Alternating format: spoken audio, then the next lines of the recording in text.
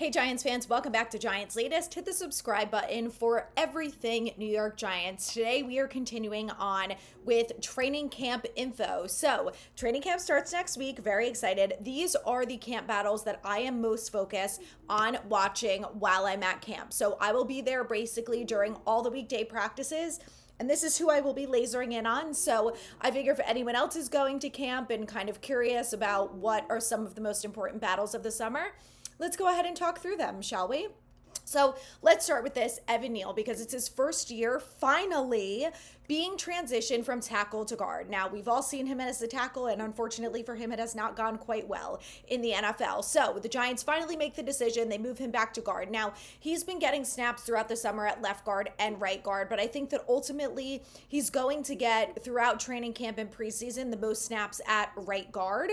And I think that battle between him and Greg Van Roten is going to be one to watch. Now, as of right now, GVR has the starting role, and I think that Evan Neal is really going to have to do a very nice job throughout the summer in order to beat him out.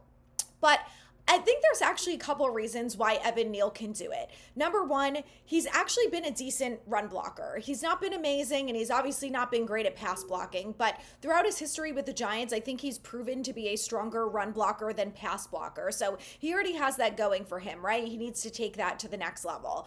And I think he's capable of doing it.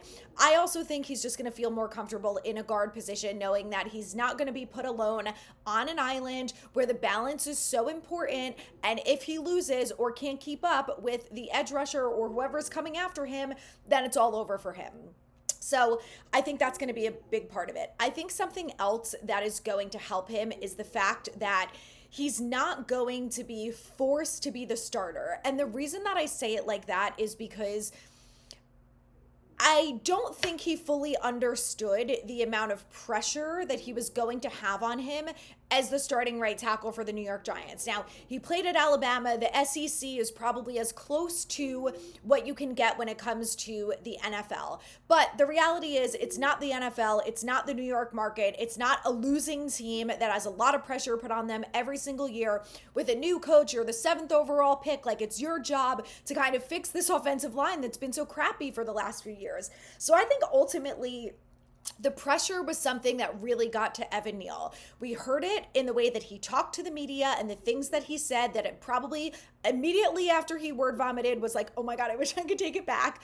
And I think that he really has less pressure on him. And, you know, it's not really talked about enough, but football and any professional sport, a lot of the game is mental. And I just think that Evan Neal has been in his head for the last few years, and I think it's been evident on the field, the fact that he's dealt with these injuries and also had the added pressure of having to come back from an injury and play well and be a starting tackle in the league on a team that has a bad offensive line. I just honestly think it was too much for him. I really believe that.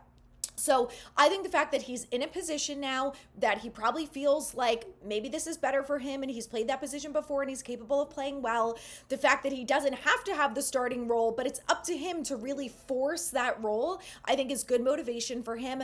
And I think that, you know, it's his last year. The Giants didn't pick up his 5th-year option. If that's me, that's all the motivation that I need to go out there and whoop some ass. Because if I want to get paid, you bet your ass I'm working really hard at it. And I think, you know, that he also understands that his career could be over week 18 of this season, because he had a really bad showing for tackle. If you're another team in the NFL, you're looking at Evan Neal tape. In what way, shape, or form are you thinking after year 4, we're going to bring this guy in?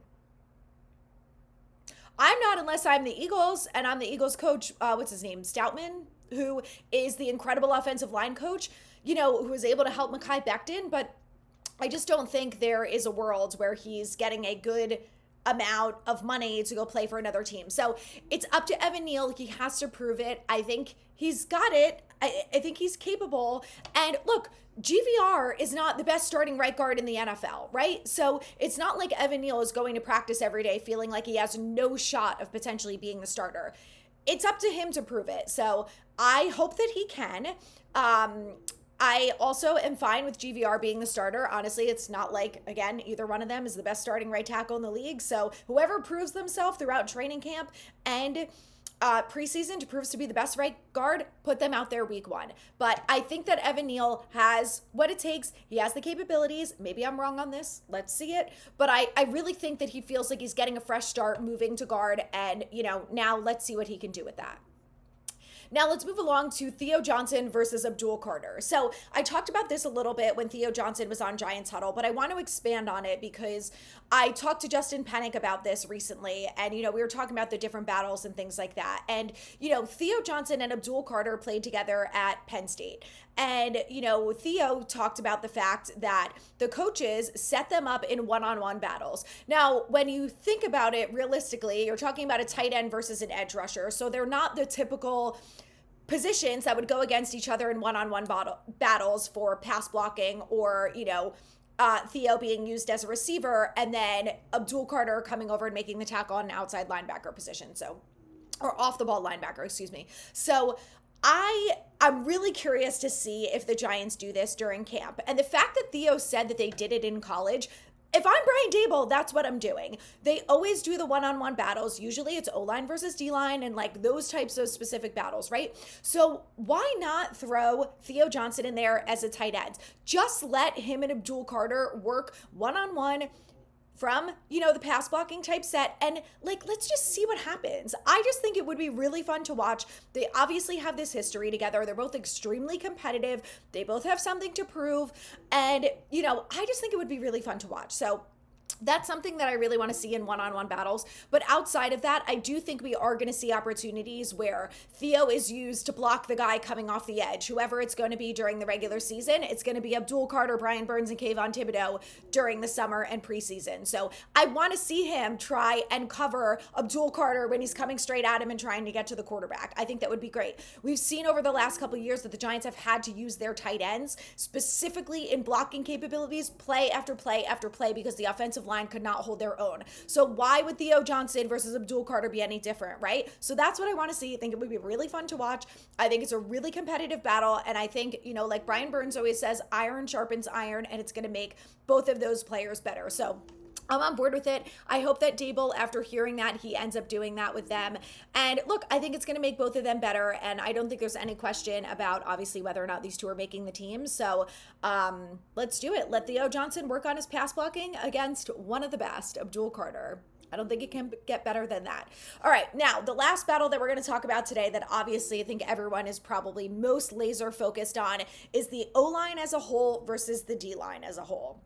Now, as we know, PFF ranks the Giants defensive line as the number 3 overall going into the 2025 season, which I don't think the Giants have been ranked that high probably since they won Super Bowls, which was a long time ago. So I think there's some pressure here, but I also think that everyone is still thinking the Giants are going to suck this year because of the schedule, yada, yada. So I'm excited to see them match up against each other. I don't know how much Andrew Thomas we're going to see during training camp. It's probably going to be minimal to none, but I am curious to see James Hudson, who's probably going to be the backup swing tackle.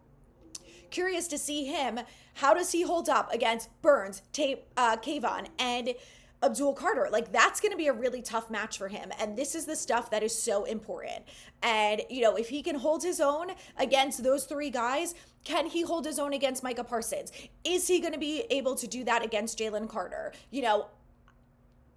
Those are obviously very good football players, but going against our guys every day in practice is going to make them better. And, I hope that at the end of training camp and preseason, it helps us Giants fans feel 2 ways. Feel that our defensive line is really good, but also feel like the offensive line doesn't suck and that going against these guys is going to help improve them. I also think that Russell Wilson is going to really help John Michael Schmitz being able to call the protections and things like that. It's going to help him hopefully take that step forward this year. And, I also think Evan Neal not being in the tackle position is going to be really important for him and this offensive line as a whole. And, the starting 5 offensive line is the same as it was last year. So the continuity is there. The working together is there. These guys move well together. I'm optimistic. I am. I don't think they're going to be the worst offensive line in the league. And if they can be anywhere from, average, from 20 to 25 in the league, look, it's better than what they've been in the past. And I do think that having to go against Dexter Lawrence every day is going to make you better. I really think that. And we hear that a lot from, current players in the NFL. The way that they talk about Dexter Lawrence is like, I don't want to have to go up against that guy. It's bad enough I have to do it once or twice during the season, to have to do it in practice.